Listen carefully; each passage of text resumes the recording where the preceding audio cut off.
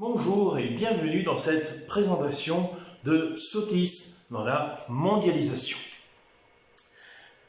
Alors tout d'abord, donc, nous allons voir différents points. Nous allons voir un point de vue historique, géographique, etc., etc. Mais là, le point que nous allons voir aujourd'hui et dans cette vidéo est l'histoire de Sotis. Et vous allez voir qu'il y a des petits mystères là-dessous. Alors, passons tout d'abord à l'histoire de la marque qui s'inscrit dans un mouvement mondialisé. Vous allez comprendre pourquoi. Alors tout d'abord, nous allons travailler sur l'aspect mythologique de la marque. Avec ma première question, à quelle civilisation peut faire référence le logo Sotis? Que vous avez là. Alors, vous pouvez écrire la forme, virgule, le dessin de profil laisse supposer qu'il s'agit d'une représentation issue de l'Égypte ancienne, point. En effet, la déesse à l'origine se nomme, entre guillemets, Sobdet, S-O, majuscule, S-O-P-D-E-T, Sobdet, fermez les guillemets, qui devient, ouvrez les guillemets, Sotis, attention, S, majuscule, O-T-H-I-S, fermez les guillemets, en grec, déesse de la beauté et des inondations, point.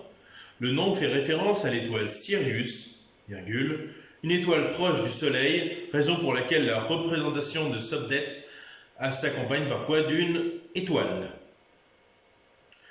Alors, voilà, donc, tout est dit dans la réponse. Donc là, vous voyez, le fait que ce soit de profil, tout ça nous fait penser aux hiéroglyphes.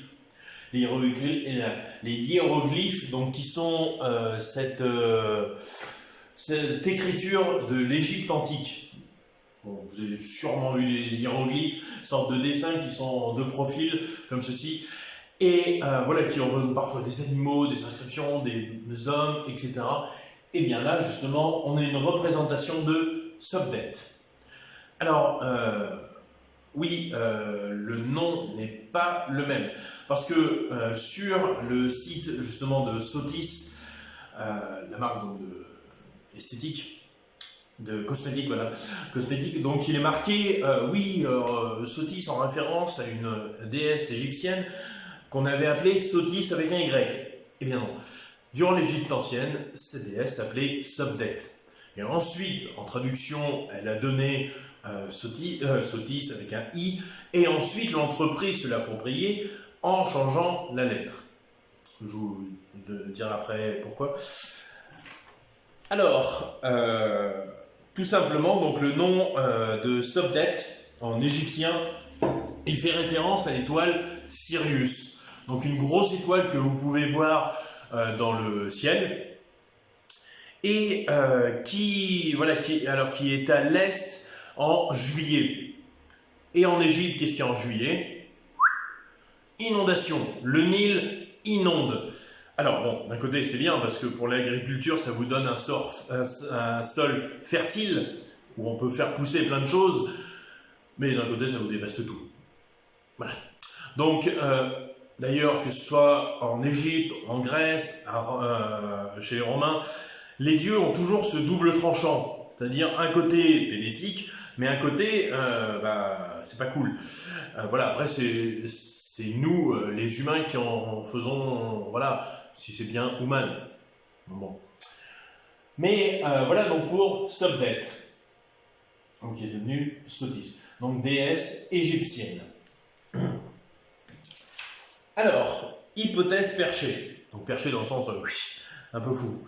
Donc là c'est une hypothèse que moi je me suis fait à partir de des voilà, je sais pas écrire après.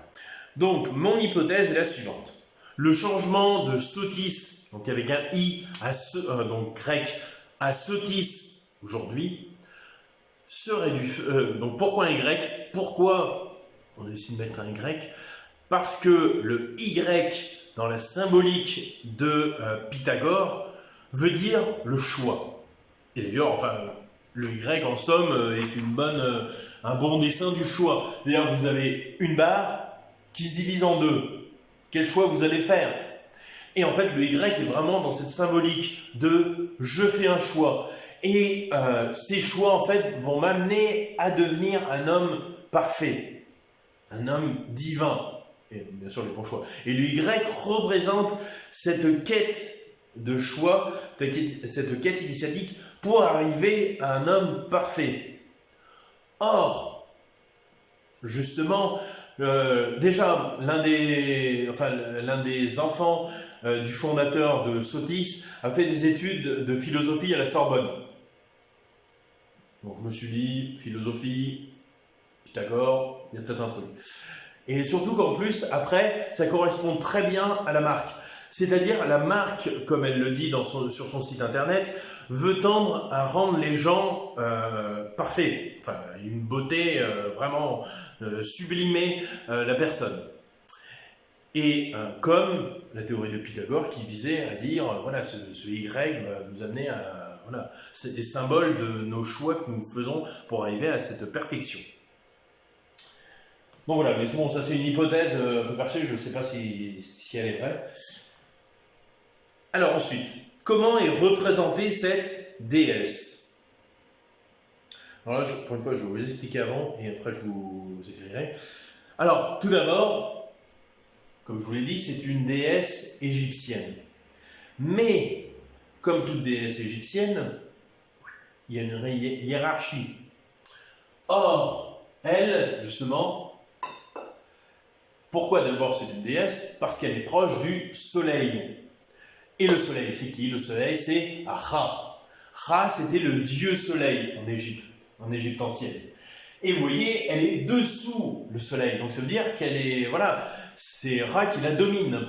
Mais elle est quand même en contact, il y a ce petit truc-là, elle est quand même en contact avec le dieu Ra. Donc ça en fait un personnage mythique, un personnage divin.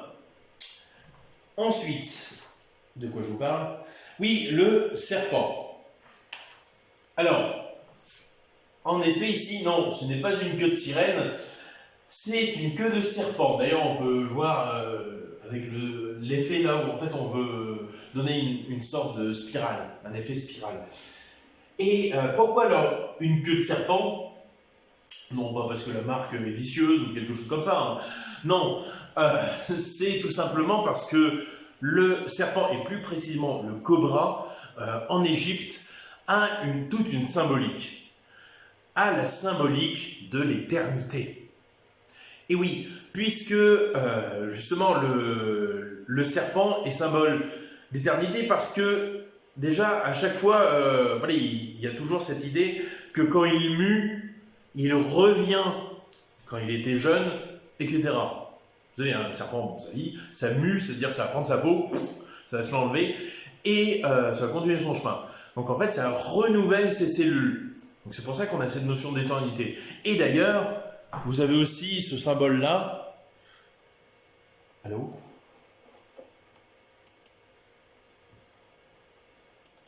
Ah, ouais. Alors, certains fans de Full Metal Alchemist pourraient comprendre de quoi je parle. Mais ici, je vous parle de l'Ouroboros. L'Ouroboros, c'est ce fameux serpent qui se mord la queue. Et qui est ainsi symbole justement d'infini, d'éternité. Parce que, en fait, là, le fait qu'il se morde, c'est surtout qu'en fait, il enlève sa peau, qu'il mue, et du coup, qu'il retrouve sa beauté passée. Et en fait, le fait qu'il y ait un serpent, enfin, que cette femme ait une queue de serpent, ça symbolise que sa beauté est éternelle. Et justement, la marque Sotis veut fonctionner sur ça. Montrer, voilà, vous voyez, avec nos produits, vous garderez une beauté éternelle. Oui, bon, après c'est le message subliminal, mais implicite. Mais voilà, il y a quand même... Un logo ne se fait pas pour rien. Donc, j'ai fini de tout vous parler. Oui. Donc vous pouvez écrire en très petit. Tout d'abord, on observe un rond au-dessus de sa tête qui n'est autre que le dieu soleil, virgule, Ra, R majuscule A avec un accent circonflexe, virgule. Bon, la question, hein, comment représenter cette déesse, hein. Ra, virgule. On attribue donc à Sobdet un statut divin, point. Quant à la queue de serpent, virgule, elle fait référence à l'Ouroboros. Alors comment s'écrit? L apostrophe O-U-R-O-B-O-R-O-S. L'Ouroboros, virgule, ce serpent qui se mord la queue. Point. Dans les mythologies égyptiennes, le serpent mue, M-U-E, et retrouve de ce fait sa jeunesse d'avant, virgule, il devient alors symbole d'éternité. Point. Le fait de mélanger cette déesse à ce serpent est une volonté de l'entreprise de montrer que les produits faits vont vous rendre belle pour l'éternité. Point final. Alors, pourquoi est-il judicieux d'utiliser un tel logo? Donc j'entends là un tel logo dans l'esprit de la mondialisation. Quand même, tout de même, restons un peu dans le vif du sujet. Parce que justement, si je vous explique tout ça, ce n'est pas pour rien. Alors, vous pouvez écrire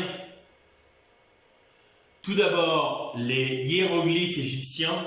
Alors, hiéroglyphes, H-I-E accent aigu, R-O-G-L-Y-P-H-E-S. Tout d'abord, les hiéroglyphes égyptiens sont connus à travers le monde, virgule,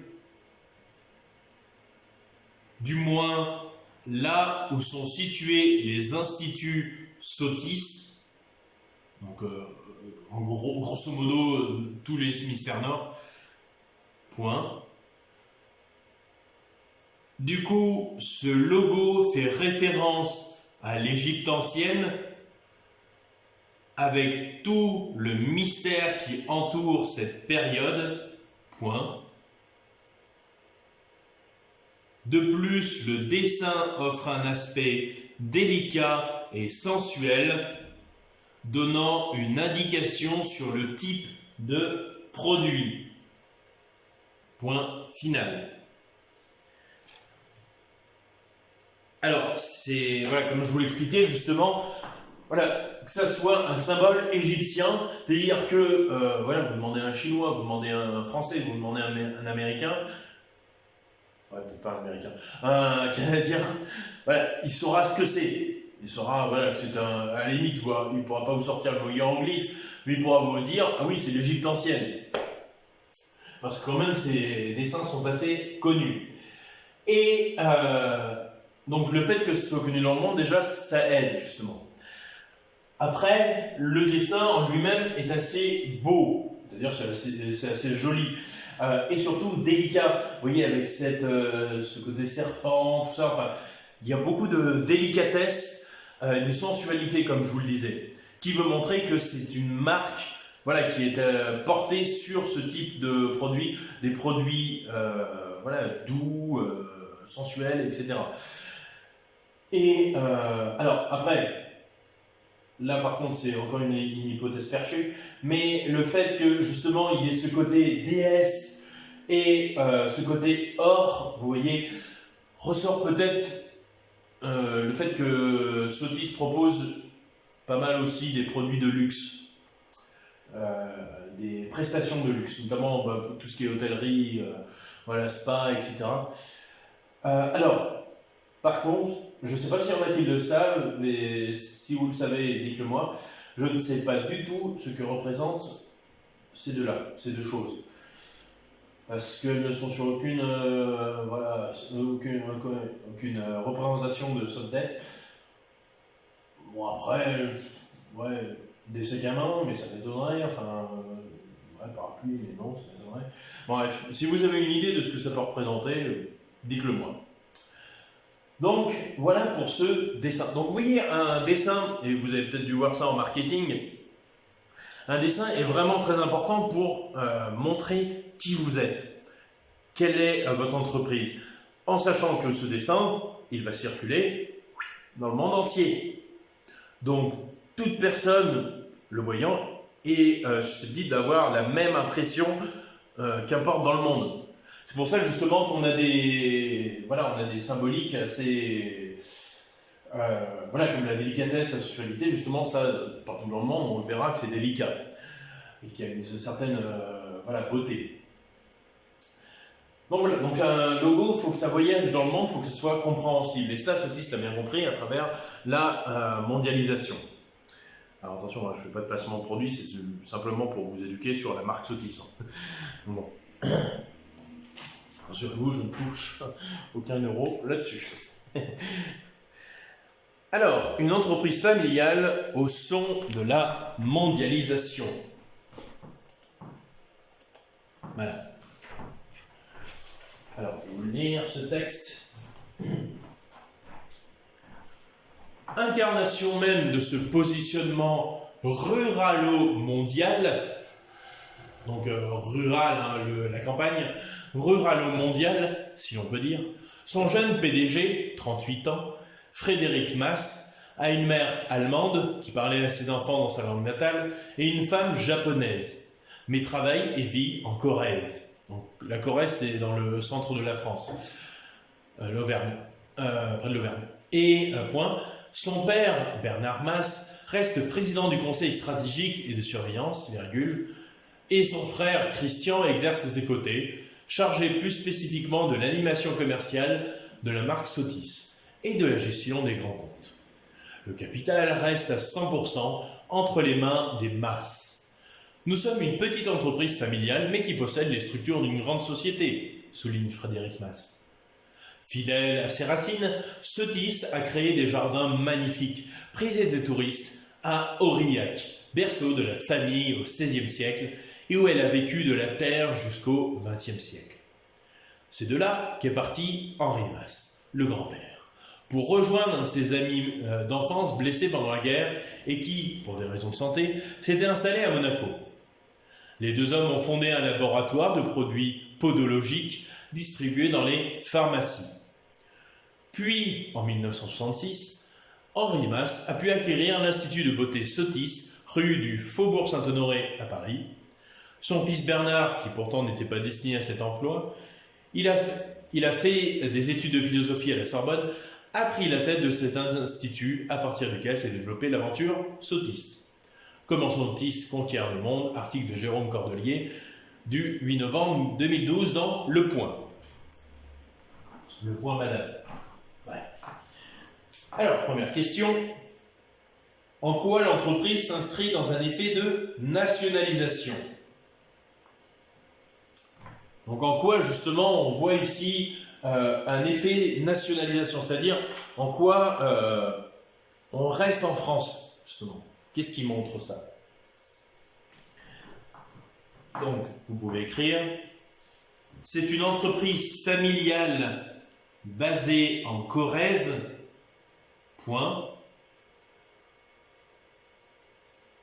Le PDG, virgule, Frédéric Masse, virgule. Oui, attendez. Non, pardon, j'avais un doute sur la question.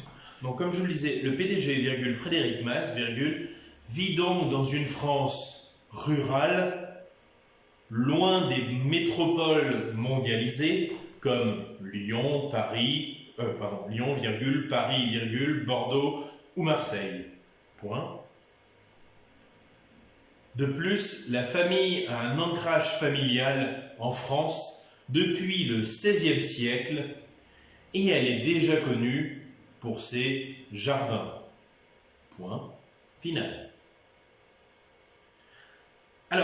vous voyez comme il est marqué au début, justement, Frédéric Masse, donc, a une entreprise et travaille en Corrèze. La Corrèze, comme je vous l'ai dit, c'est en plein centre de la France et vraiment dans la France rurale. Elle est même, il me semble, dans la diagonale du vide. C'est-à-dire que justement cet espace, il n'y a pratiquement rien. Pas de ville, pas d'infrastructure urbaine, enfin c'est vide. Du moins il y en a, mais très peu. Par exemple, elle est proche de Clermont-Ferrand, mais Clermont-Ferrand n'est pas une métropole. C'est une bonne ville, mais voilà, de sa situation géographique, ça n'en fait pas une grosse métropole comme Lyon, Bordeaux ou Marseille. Et pourtant, justement, donc, il reste en Corrèze et il arrive à faire gagner donc, son entreprise, justement, déjà par l'entreprise de cosmétiques, par les spas, les hôtels, et aussi par le tourisme. Mais ça, on le verra un peu plus loin, notamment via les jardins. Et ça, je vous l'expliquerai plus tard avec des brochures. Donc, pourquoi cette entreprise s'inscrit dans la mondialisation?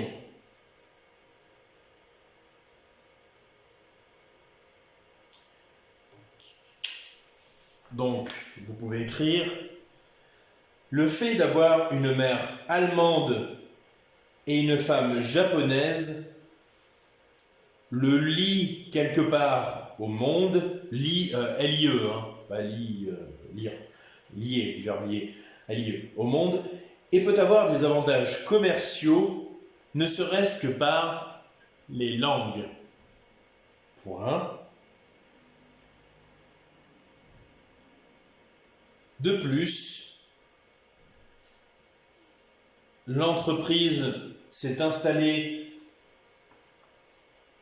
dans des villes comme Paris, virgule, carrefour de l'Europe, mais également dans le monde entier, par le biais de ces instituts de spa. Point final. Alors, voilà, c'est vrai qu'avoir une mère qui parle allemand et une femme japonaise qui, bon, je pense qu'il connaît le japonais, en fait, il sait parler japonais, je pense, de même que je pense qu'il sait parler allemand, eh bien ça aide déjà. C'est-à-dire que ça aide à plusieurs échelles. Déjà, l'Allemagne est un pays limitrophe par rapport à la France, c'est-à-dire qu'on a la même frontière, et donc il peut entretenir des relations avec l'Allemagne, mais également avec le Japon. En parlant justement par sa langue, voilà, il n'a pas besoin de traducteur, pas besoin, voilà, il peut directement comprendre, ce qui est pratique. Donc déjà, voilà, il y a cet esprit déjà dans sa famille, un esprit mondialisé dans la famille. Et cela va se retranscrire à travers justement son entreprise. Comme je vous l'ai dit, installation à Faubourg Saint-Honoré et également dans le monde. Car on va le voir par la suite, justement, dans la prochaine vidéo, que Sotis a des spas dans le monde entier. Et quand je vous dis le monde entier, ça va des Fidji aux États-Unis, en passant par l'Afrique du Sud, en allant en Finlande, en partant en Argentine et en allant au Japon. Vous voyez, tac, tac, tac, tac, tac, ça part dans tous les sens. Et ça, on le verra la prochaine fois, justement, où on verra les différences entre les différents hôtels. Mais en tout cas, voilà pour ce qui est de l'histoire. Donc vous voyez, on part d'un nationalisme, donc vraiment, on est en France, mais en même temps, ce nationalisme, on va l'exporter dans le monde. Et c'est là où il faut faire attention. C'est-à-dire qu'ils ne vont pas exporter leurs produits et tout dans le monde. Non, ils vont garder, ils vont avoir une base française et ils vont exporter cela tout en restant liés à la France. Voilà, c'est assez compliqué à faire comprendre, mais c'est-à-dire que justement ils ont quand même une base en France, en Corrèze. Bon, les produits sont fabriqués en Corrèze. Et voilà donc pour ce qui est de cette entreprise. Pareil, si vous avez des questions, n'hésitez pas. Et sur ce, donc, on se retrouvera pour le prochain cours sur Sotis, avec notamment les hôtels. Voilà. Bonne journée.